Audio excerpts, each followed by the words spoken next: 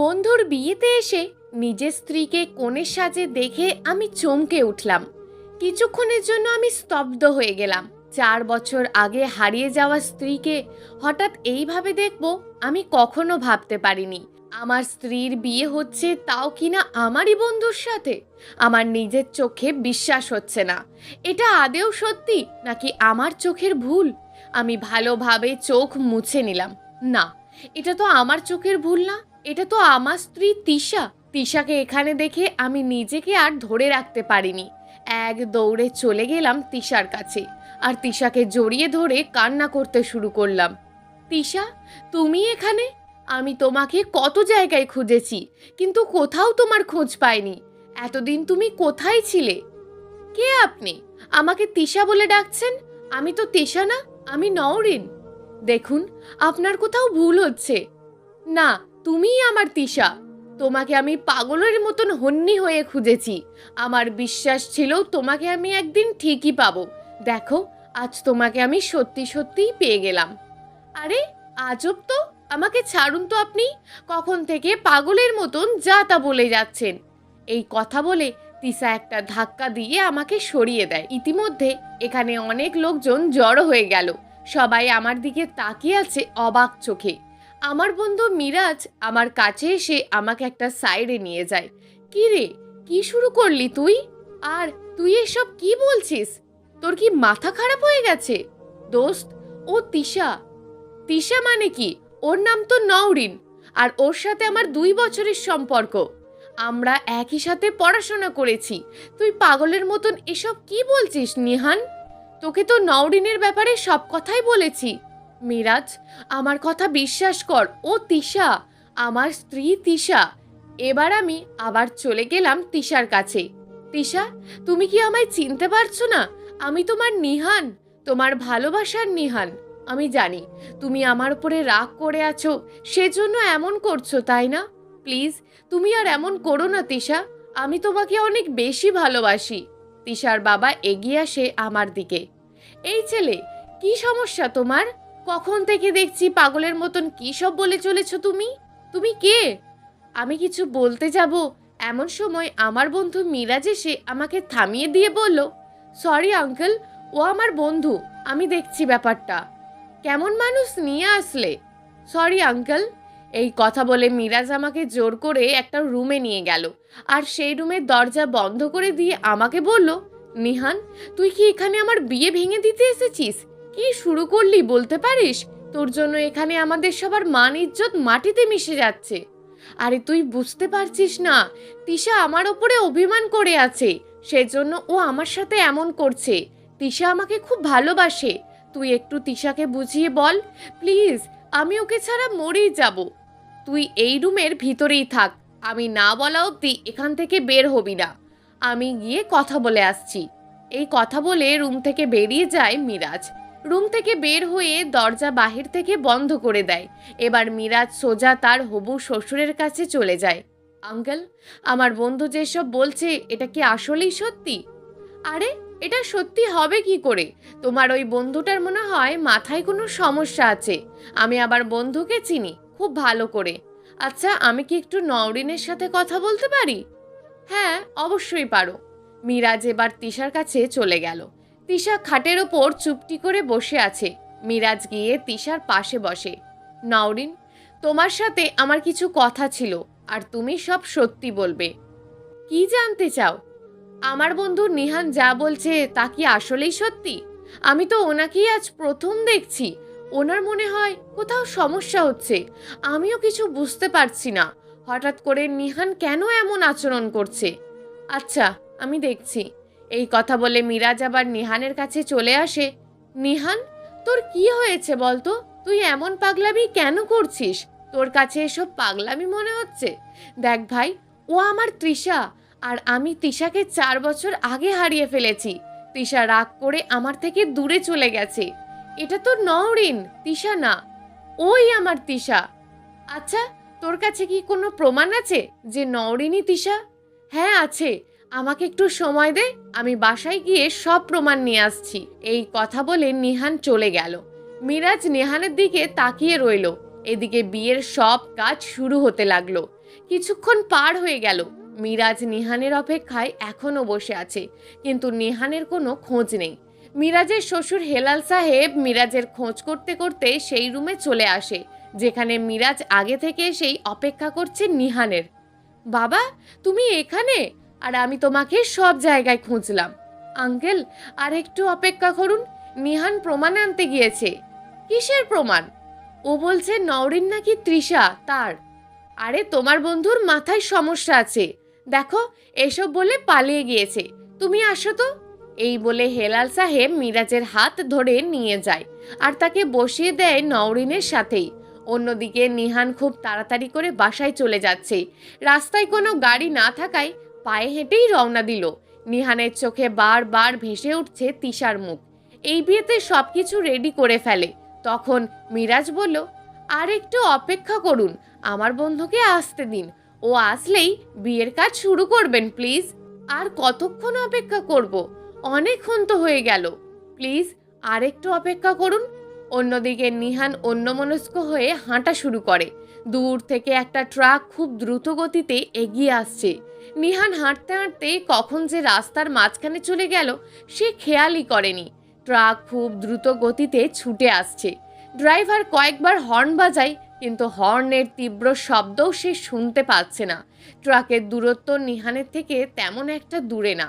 Driver গাড়ি break করার চেষ্টা করে, কিন্তু নিহান ট্র্যাকের খুব কাছে থাকায় ট্রাকের সাথে ধাক্কা খেয়ে নিহান রাস্তার একপাশে পড়ে যায়। তার শরীর থেকে রক্ত বের হতে শুরু করে দেয়।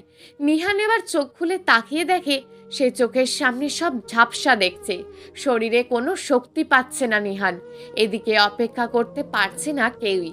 এবার মিরাজ পকেট থেকে ফোন বের করে নিহানের নাম্বারের ফোন দিল, কিন্তু বেজেই যাচ্ছে, নিহান ফোন রিসিভ করছে না। একে একে কয়েকবার কল দেয়, কোনো রেসপন্স না পেয়ে এবার মিরাজ বিয়ে শুরু করতে বলে। বিয়ের কাজ শুরু হয়ে গেল। নওরিনকে এনে মিরাজের পাশে বসানো হলো।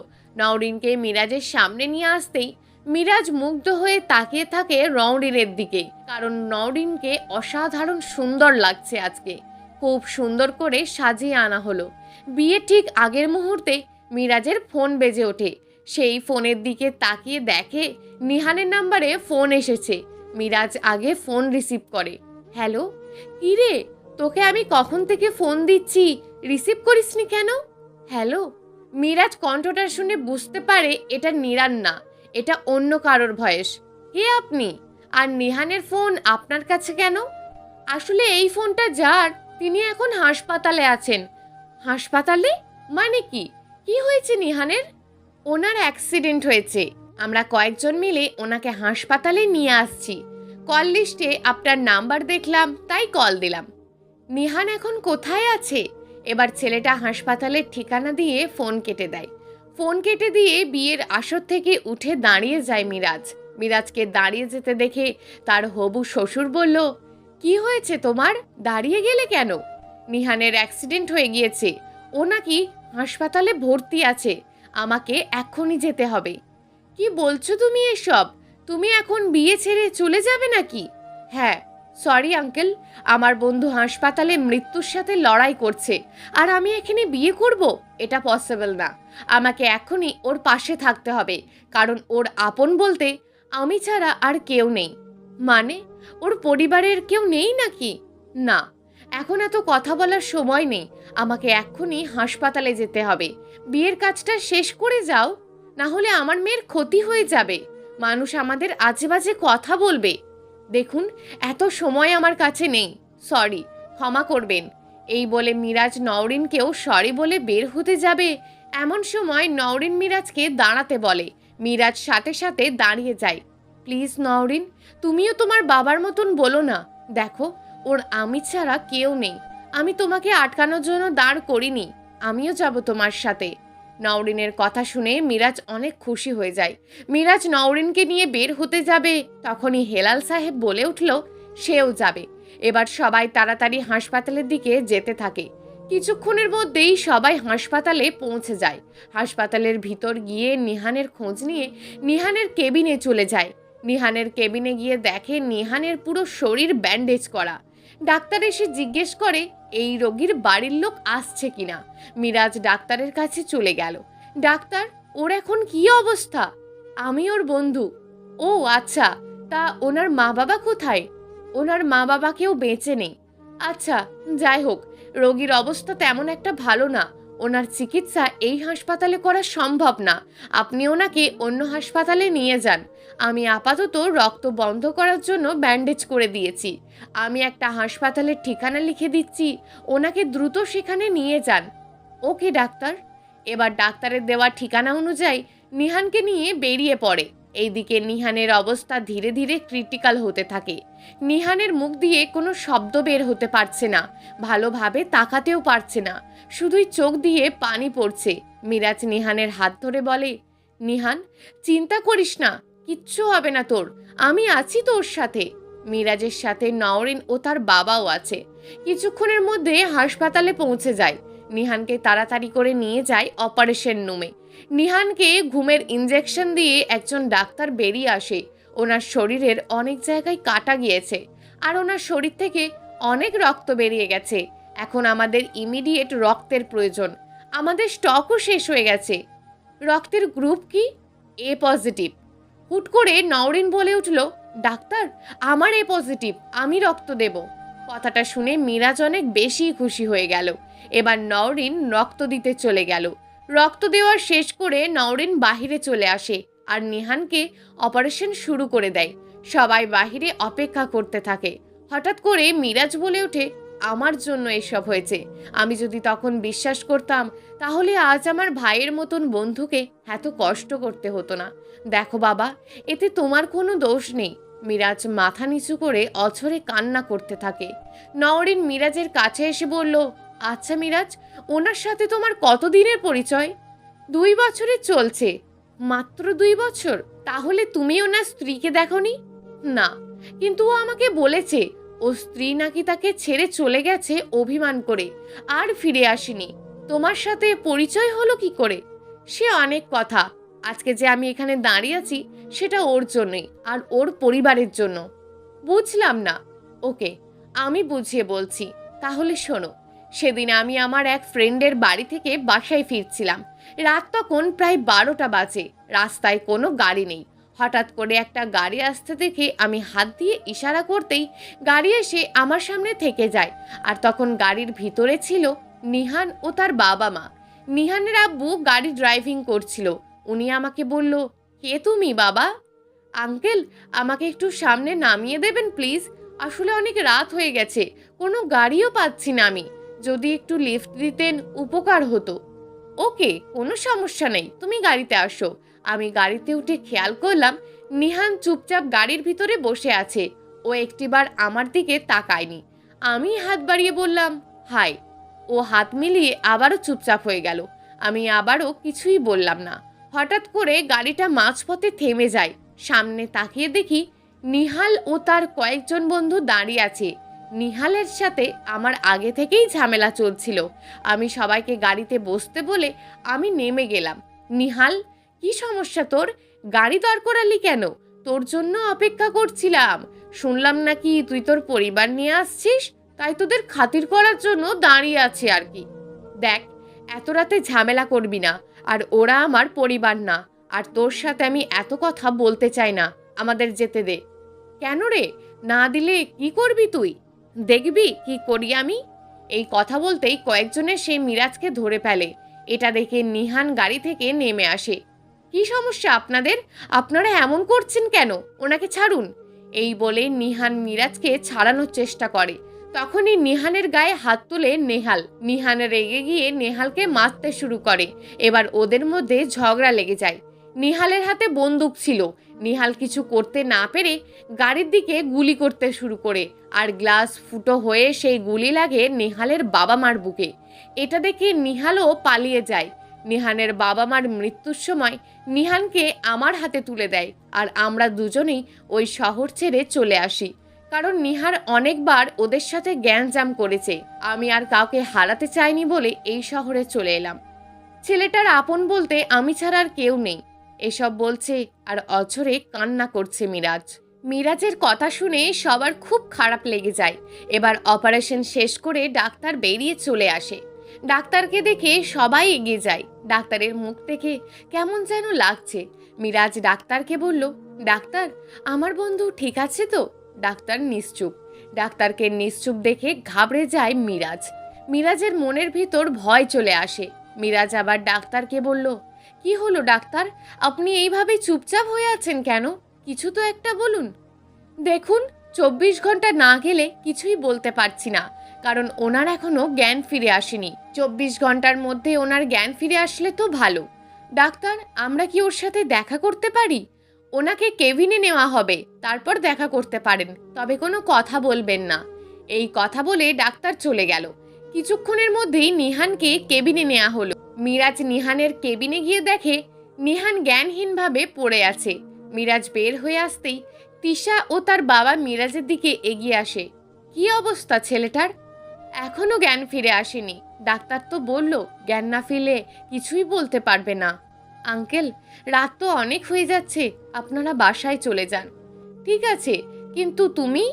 আমি এখানেই থাকবো, আমার কোনো সমস্যা হবে না। কিছুক্ষণ পর দুজনেই চলে যায়। মিরাজ নিহানের কেবিনেই বসে থাকে আর অপেক্ষা করে কখন নিহানের জ্ঞান ফিরে আসবে। দেখতে দেখতে সকাল হয়ে যায় আর তখনই নিহানের জ্ঞান ফিরে আসে। নিহানের জ্ঞান ফিরেছে দেখে মিরাজ তাড়াতাড়ি ডাক্তারকে ডেকে নিয়ে আসে। ডাক্তার নিহানকে ভালোভাবে দেখে। ভয় পাওয়ার মতন কোনো কিছু হয়নি। ঠিকভাবে দেখাশোনা করলেই আশা করি উনি খুব দ্রুত ঠিক হয়ে যাবে। উনি মাথায় আর পায়ে আঘাত পেয়েছেন, আর আপনি চাইলে ওকে বাসায় নিয়ে যেতে পারেন 2-3 দিন পরে। ধন্যবাদ ডাক্তার। ডাক্তার ওয়েলকাম বলে চলে গেল। মিরাজ নিহানের পাশে বসে নিহানের মাথায় হাত রাখতেই নিহান চোখ খুলে তাকায়। কেমন আছিস এখন নিহান? ভালো। মিরাজ, কি থেকে কি হয়ে গেল কিছুই বুঝতে পারলাম না। আমি তো সব প্রমাণ আনার জন্য বাসায় যাচ্ছিলাম, কিন্তু হঠাৎ করে এই অ্যাক্সিডেন্ট। নিহান, এসব বাদ দে, আগে তুই সুস্থ হয়ে নে। আর তুই আমাকে বল, কি হয়েছিল তোদের মাঝে যে তিশা তোকে ছেড়ে চলে গেল? তাহলে শোন, আমাদের বিয়ের আগে আমাদের 1 বছরের রিলেশন হয়। আসলে আমাদের পরিচয়টা হয় ভার্সিটির মধ্যে। আমরা দুজনে একই ক্লাসে ভর্তি হলাম। আমি ক্লাসে বসে আছি, আর আজ আমাদের প্রথম ক্লাস ছিল।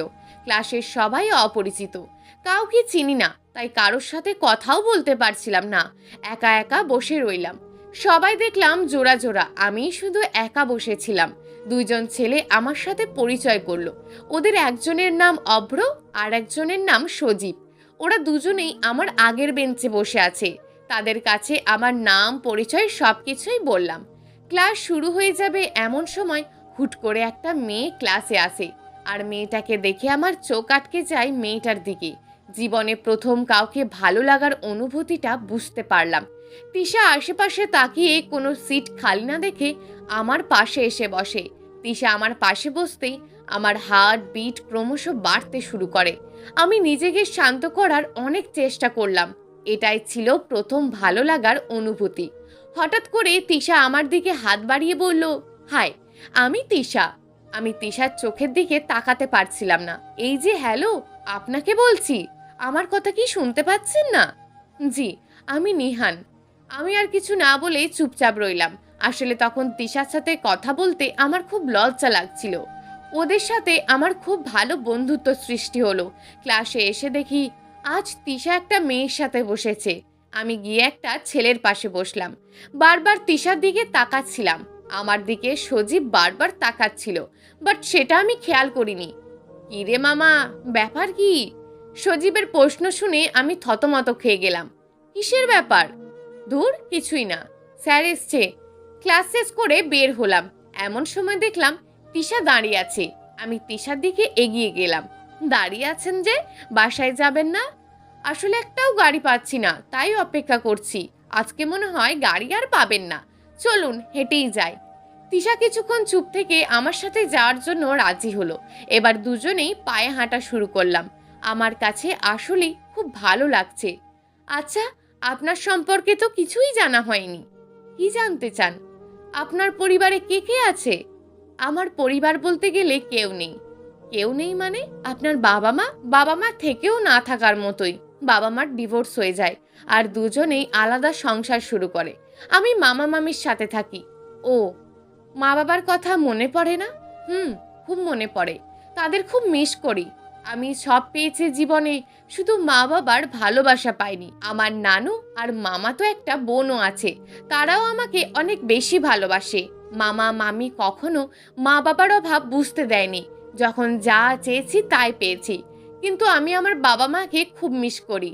এসব বলতে বলতে তিশার চোখের কোণে পানি জমে যায়। তিশা অন্যদিকে তাকিয়ে পানি মুছে নেয়। আমারও খুব খারাপ লেগেছে। সরি। সরি কেন বলছেন? এই যে আমার জন্য কষ্ট পেলেন। আরে সরি বলার কিছু নেই। আপনার ব্যাপারে তো কিছু বললেন না। আমার পরিবারের আমি আর আমার বাবা মা, এই আমাদের পরিবার। সুখী পরিবার আপনাদের। আমি তিশার কথা শুনে একটা মুচকি হাসি দিলাম, তারপর আবার হাঁটা শুরু করলাম। দুজনের মাঝে ভালো একটা সম্পর্ক হয়ে যায়। অনেক দিন এভাবেই কেটে যায়। তিশাকে আমি মনে মনে ভালোবেসে ফেললাম, তবে এখনো তিশাকে বলার সাহস হয়নি। আসলে আমি জানি না তিশা আমার ভালোবাসা কিভাবে মেনে নেবে, তাই ভয়ে কিছুই বলতে পারিনি। আমার বন্ধুরাও জেনে গেছে আমি তিশাকে পছন্দ করি। সজীব আমার কাছে এসে বলল, নিহান, তুই তিশাকে তোর ভালোবাসার কথা বলছিস না কেন? কিভাবে বলবো? তিশা কি আমাকে ভালোবাসে? তুই বুঝিস না, তিশা সব সময় তোর খোঁজ নেয়, তোকে ছাড়া কাউকেও বোঝে না। আমার মনে হয় তিশাও তোকে ভালোবাসে। আমার আগে সিওর হতে হবে। আচ্ছা শোন, 2 দিন পরই আমাদের ভার্সিটিতে অনুষ্ঠান আছে। তুই তিশাকে বল তোর পছন্দের শাড়ি পরে আসতে, তাহলেই বুঝতে পারবি। ঠিক আছে। সজীবের কথায় আমি তিশার কাছে বললাম ও যেন অনুষ্ঠানের দিন একটা কালো শাড়ি পরে আসে। দেখতে দেখতে অনুষ্ঠানের দিন এগিয়ে আসে, আর আজ অনুষ্ঠান। আমি খুব তাড়াতাড়ি এসে তিশার জন্য অপেক্ষা করতে থাকি, কখন তিশা আসবে। হঠাৎ করে আমার ঘাড়ে কারোর স্পর্শ অনুভব করতেই আমি চমকে উঠে পিছনে তাকালাম। তাকিয়ে দেখি সজীব। কি রে, এইভাবে চমকে উঠলি কেন? ভয় পেয়েছিস? আরে ভয় পাবো কেন? কি ব্যাপার, আজ এত তাড়াতাড়ি? তিশা আসছে নাকি? এখনো আসেনি। তিশার অপেক্ষাতেই আছি, আর খুব চিন্তায় আছি। ও কি আসলেই আমার বলা ব্ল্যাক শাড়ি পরে আসবে তো? আরে আসবে আসবে, কাল দেখিসনি কিভাবে একটা মুচকি হাসি দিল। আর তো কোনো কথা না বলে অপেক্ষা করতে থাকলাম। অপেক্ষার প্রহর যেন শেষই হচ্ছে না। হঠাৎ সজীব আমাকে সামনের দিকে ইশারা করলো, আর আমি তাকিয়ে অবাক হয়ে গেলাম। চোখ যেন সরাতে পারছি না। কালো শাড়িতে তিশাকে অনেক বেশি সুন্দরী দেখাচ্ছে। কপালে কালো টিপ, হাতে কালো চুড়ি। আমি তো হাঁ করে তাকিয়ে রইলাম। কখন যে তিশা আমার সামনে চলে আসলো আমি বুঝতেই পারিনি। কি হলো, এইভাবে তাকিয়ে আছো কেন? তিশার কথা আমার কান অবধি আসলোই না। আমি মুগ্ধ হয়ে তাকিয়ে আছি। এবার একটা ধাক্কা খেয়ে আমার হুঁশ ফিরেছে। কি হলো নিয়ান? কই কিছু না তো। কেমন লাগছে আমাকে বললে না তো? দারুণ লাগছে তোমাকে। আমি তো তোমার রূপে ফিদা হয়ে গেছি। কি? না না, কিছু না, তোমাকে খুব সুন্দর লাগছে। এমন সময় তিশার ফোন বেজে ওঠে। তিশা ফোন রিসিভ করে অন্যদিকে চলে গেল, আর সজীব আমাকে বারবার বলছে তিশাকে প্রপোজ করার জন্য, কিন্তু আমি সাহস পাচ্ছি না। এবার সজীব আমাকে টেনে হেঁচড়ে তিশার সামনে নিয়ে গেল। তিশা, নিহান তোমাকে কিছু বলতে চাই। কিছু বলবে নিহান? কিছুক্ষণ চুপ থেকে মনের ভিতরে সাহস এনে বললাম, হ্যাঁ বলো তাহলে। আমি সাথে সাথে হাঁটু গেড়ে বসে পড়লাম তিশার সামনে, আর ওকে বললাম, তিশা, আমি তোমাকে প্রথম দেখায় ভালোবেসে ফেললাম। কখনো বলার সাহস হয়নি আমার, আজ চিৎকার দিয়ে বলতে ইচ্ছে করছে ভালোবাসি তোমায়। আমার কথা শুনে তিশা একটা মুচকি হাসি দিয়ে চলে গেল। সাথে সাথে মন খারাপ হয়ে গেল। তিশা আমাকে কিছুই বলল না। আমি সজীবের দিকে তাকিয়ে রইলাম। তিশা আমাকে ভালোবাসে না? মেয়েদের মন বুঝতে পারিস না নাকি? দেখিসনি তিশা একটা মুচকি হাসি দিয়ে হাঁটা শুরু করেছে, তার মানে ও তোর সামনে লজ্জা পাচ্ছে। তুই যা ওর পিছু পিছু। সজীবের কথা শুনে আমি ছুটে চললাম তিশার পিছনে। একটু সামনে যেতেই দেখলাম তিশা দাঁড়িয়ে আছে। তিশা কিছু না বলে চলে আসলে যে? তুমি কি আমার উপরে রাগ করে আছো? হ্যাঁ। সরি। তুমি আমাকে ভালোবাসো, আগে বললে না কেন? আমিও তোমাকে ভালোবাসি অনেক আগে থেকেই। আমি তো এতদিন ধরে তোমার অপেক্ষাতেই ছিলাম। কি? সত্যি? হুম। এবার আমি তিশাকে জড়িয়ে ধরলাম। যাই হোক, কিছুদিন পরে আমাদের পরীক্ষা শেষ হয়ে যায়, আর আমরা বিয়ে করিনি। আমি একটা চাকরি করছি, বাবা মা আমাদের থেকে দূরে থাকেন। আমার অফিসের কাছে একটা বাসা নিলাম, আমরা দুজনেই ওখানে থাকি। বাবা মা মাঝে মাঝে আমাদের সাথে দেখা করতে আসে, তবে তিশার থেকে কখনো একটা দিনের জন্য দূরে থাকিনি। ওর সমস্ত আবদার পূরণ করেছি। ও যখন যা চাইছে তখন তাই দিয়েছি। আমাদের দুজনের মধ্যে ভালোবাসার কমতি ছিল না। দুজন দুজনকে খুব ভালোবাসতাম। দুজন দুজনকে সব কাজে সাহায্য করতাম। সব কিছুই ঠিকভাবে চলছিল। হঠাৎ করে আমাদের বিয়ের 1 বছর পূরণ হলো। তিশা রাতে আমাকে তাড়াতাড়ি বাসায় আসতে বলে। বাসায় তাড়াতাড়ি কেন আসতে বললো সেটা আমি খুব ভালোভাবেই জানি। তিশা হয়তো মনে মনে ভাবছে আমি ভুলে গিয়েছি। এটা আমাদের প্রথম বিবাহ বার্ষিকী, আমি কি করে ভুলতে পারি? আজ আমার অফিসেও অনেক কাজ পড়েছে। এই কাজ শেষ না করে যাওয়াও যাবে না। কাল সকালে সব কাগজ জমা দিতে হবে। কি করব বুঝতে পারছি না। এদিকে সন্ধ্যা পেরিয়ে রাত নেমে আসলো। তিশাও বাসা থেকে বারবার ফোন দিচ্ছে। আমি ফোনগুলো রিসিভ না করে বারবার কেটে দিচ্ছিলাম। কখন যে রাত 12টা বেজে গেছে আমি খেয়ালই করলাম না।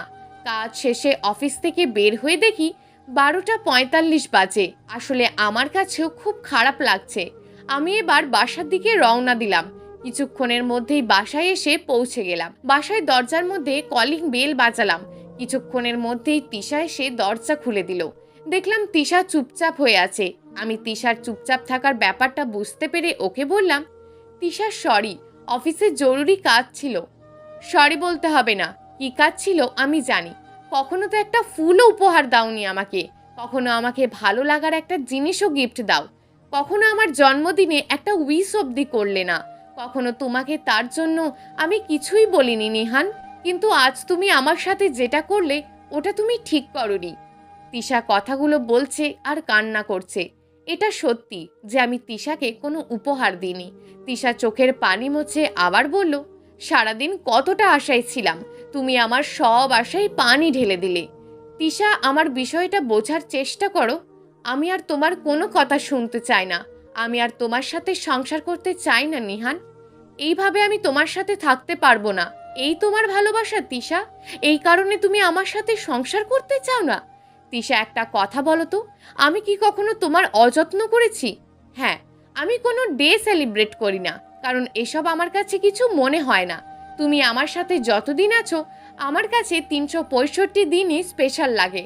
আলাদা করে স্পেশাল দিন আমার লাগে না। আমি প্রতিদিন তোমাকে নতুন করে ভালোবাসি। ভালোবাসার মধ্যে আলাদা করে কোনো ডের প্রয়োজন হয় না তিশা। এসব বলে আর কোনো লাভ নেই নিহান। তুমি আমাকে কেমন ভালোবাসো সেটা আজ প্রমাণ করে দিলে। আসলে আমি বুঝতে পেরেছি সব কিছুই। কই, আগে তো তুমি এমন ছিলে না। কখনো তো আমার ফোন ইগনোর করতে না। যত কাজই থাকতো তুমি সব ফেলে আমার কাছে চলে আসতে। হয়তো তুমি এখন নতুন কাউকে পেয়েছো, তার জন্যই এমন করছো। তিশার মুখে কথাটা শুনে আমি আর নিজেকে কন্ট্রোল করতে পারলাম না। গায়ের সব শক্তি দিয়ে তিশার গালে দিলাম এক চড়। তিশা গালে হাত দিয়ে কান্না করতে শুরু করে। আমার হাতে থাপ্পড় খেয়ে কান্না করতে শুরু করে তিশা। নিহান, তুমি আজ আমার গায়ে হাত তুললে। তোমার ভালোবাসা আমার জানা হয়ে গিয়েছে। আমি আর থাকতে চাই না তোমার সাথে। তোমার মতন মানুষের সাথে আমি এতদিন থেকেও তোমার আসল রূপ আমি দেখতে পেলাম না। আজ তুমি দেখিয়ে দিলে। এই কথা বলে নিজের রুমে চলে গেল তিশা। আর সে কিছুক্ষণের মধ্যেই নিজের জামা কাপড় গুছিয়ে বের হয়ে চলে আসে আমার সামনে।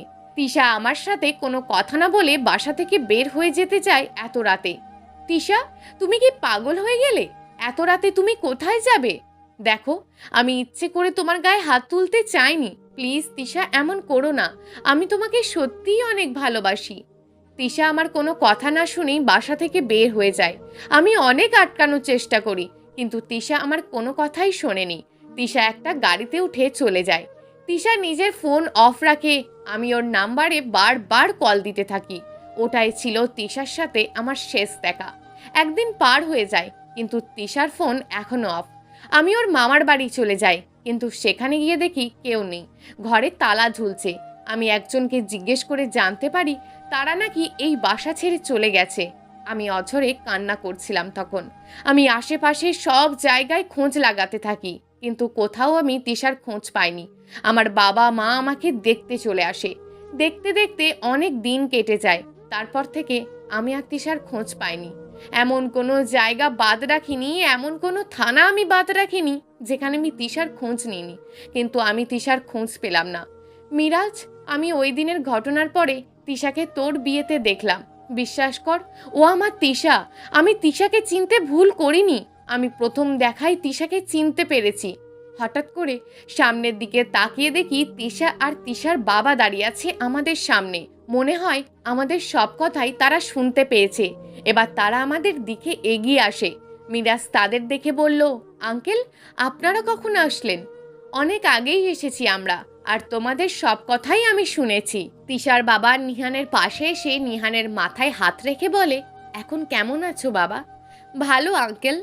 আসলে সব আমারই দোষ। আমার জন্য তোমার আজ এই অবস্থা হয়েছে। আমি যদি তোমাকে অবিশ্বাস না করতাম আর যদি প্রথমেই সত্যিটা বলে দিতাম, তাহলে এসব কিছুই হতো না। আঙ্কেলের কথা শুনে মিরাজ বলল, কি বলছেন এসব আপনি? আপনার কথা আমি বুঝতে পারছি না আঙ্কেল। বাবা, আমি যদি তখন বলে দিতাম ও আসলেই তিশা, আজকে এত কিছু হতো না। আমি তিশাকে হারাতে চাইনি বলে তখন আমি সত্যিটা কাউকে বলতে পারিনি। আমাদের কোনো সন্তান না থাকায় আমরা তিশাকে নিজের মেয়ের মতন করে রেখে দিই।